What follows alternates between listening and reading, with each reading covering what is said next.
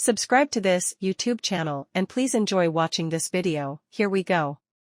Arsenal moved 4 points clear at the top of the Premier League after another fast start earned them a 2-1 win over Wolves.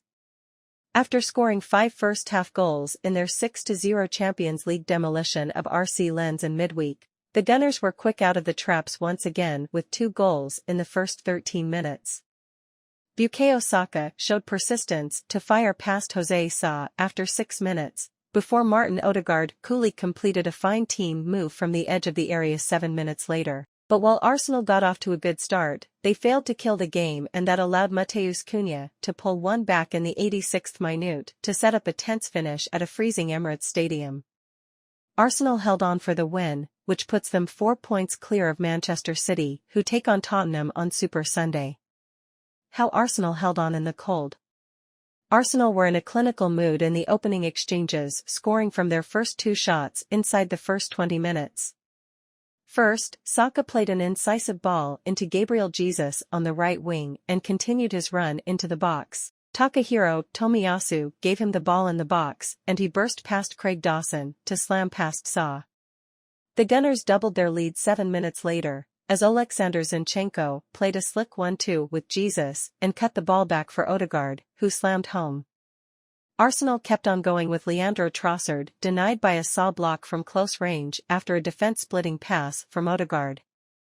But that ended up being the Wolves goalkeeper's last action of the game, as he was replaced by Daniel Bentley after picking up a knock in the move. Arsenal kept going with Gabriel Martinelli and Declan Rice seeing shots blocked before the former hit the outside of the post after being found on the break by Saka. For Wolves, it was a brutal first half, with their only sight of goal coming late in the half as Hee-chan Hwang was denied at his feet by David Raya after a mix-up between William Saliba and Zinchenko. Wolves did improve at the start of the second period, with Cunha forcing Raya into a smart near-post stop after beating Rice down the left, but Arsenal continued controlling the tempo of the game by keeping the ball away from Wolves. Rice blasted wide from distance, before Saka put a 25-yard curling effort inches over Bentley's far post. As the game went into a lull, there was concern for Arsenal as Tomiyasu came off injured. The Gunners' inability to get a third did end up biting them as Wolves pulled one back. Zinchenko dithered on the ball, so Nelson Semedo snuck in, before feeding Cunha to slam home past Raya. And despite Edin Nketiah missing a big chance to seal the points after being put through and hitting the post, Arsenal held on for another slender victory. Arteta, Arsenal extraordinary again today. I am really happy with the way we played and dominated the game, the big situations we generated to win the game more comfortably. At the end, we made an error and then it's game on in this league. The team was extraordinary today, again. The aggression we showed to play forward and take risks and find gaps in the right moments. We were really aggressive again, defensively definitely. I'm really happy.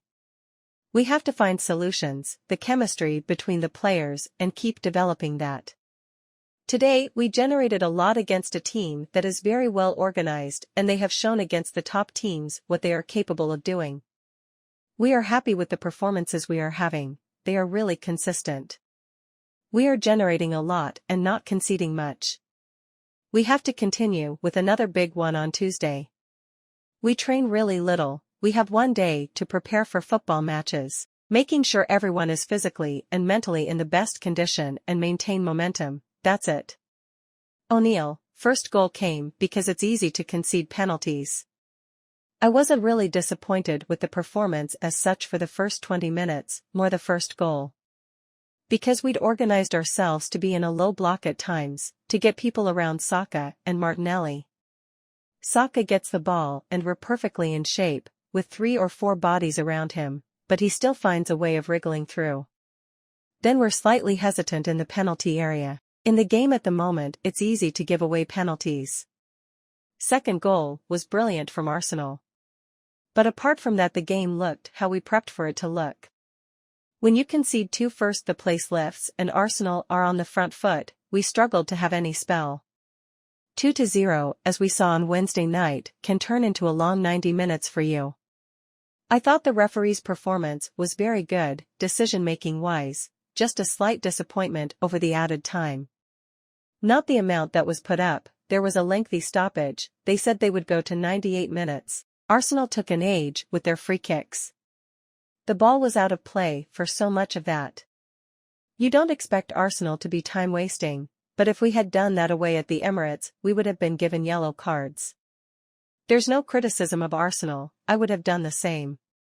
Analysis, Jesus key, but do Arsenal still need a striker? Sky Sports Sam Blitz at the Emirates Stadium.